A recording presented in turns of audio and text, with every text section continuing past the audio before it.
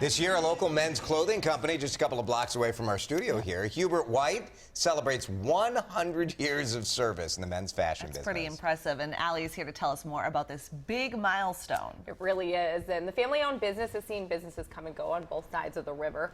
Running any business for 100 years is no easy feat. In 1916, newly married Hubert White was set on not just dressing for success, but turning it into his life's work. And that's exactly what he did, opening a haberdashery and clothing shop and for his son Bill to take over in the 50s.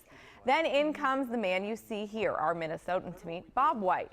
Nearly 40 years in, Bob White says it's all about the people, and that's what makes him a Minnesotan to meet. Like his grandfather and father, Bob White got hooked on fabrics at a very early age. I would go back to our St. Paul store in the old First National Bank building, and as a kid, I'd come down on Saturdays, and we sold a lot of hats. Hats at the haberdashery were his specialty. My job was to take the hats from down in the deep basement of the bank building and put them upstairs on the selling floor. In the 40s, Bob says top hats were the big trend. You look in the old pictures, there was a whole hat department. Back then, Hubert White had more than a dozen competitors in men's clothing. Today, they are the only ones standing from years ago. To have it still be in the family, and my son Matt works in the store as well.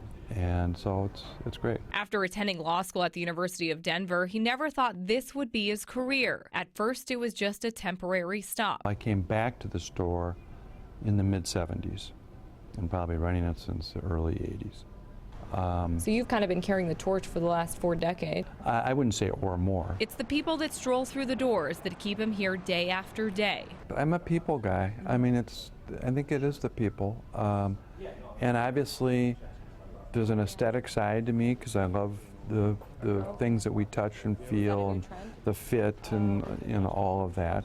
And that side's great.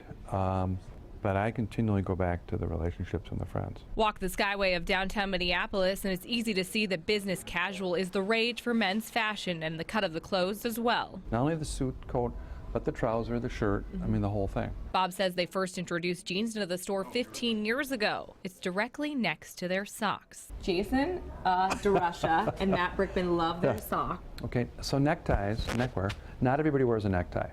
And neckties have always been the personality part of the wardrobe, that kind of the quiet.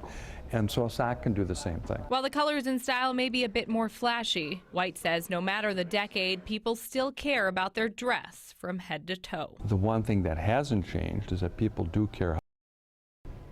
And I think there's a misnomer that men care less.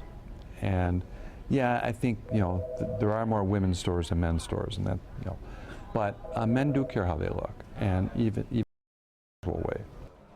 So the official 100th anniversary celebration is the first week of November. And I know sometimes women feel like they have a lot more choices, but I think what he said is true, is that men still emphasize on their appearance. Absolutely. Yeah, you see it just walking around downtown, right? I understand there's a funny story about a famous Yankees pitcher. Yes, Mariano Rivera used to be a regular customer when he would come through playing the Twins, and he was shoe shopping, and of course, with his pocketbook, he was buying quite a few pairs of shoes. Yeah, you could. And there was a man that came in that was worried because he was going to court, and he had on a blue shoe and a brown shoe, 2 different colored shoes. And Mariano told the woman helping him, he needs more help than I do. You help him out before you help me. Well, they've been helping a lot of guys for a long time. Yeah, if you think about that store survived Neiman Marcus and Saks Fifth Avenue, and still here to this day. Yep. Very cool. Bob's a nice guy, too. Yes. Very good. Thanks, Allie.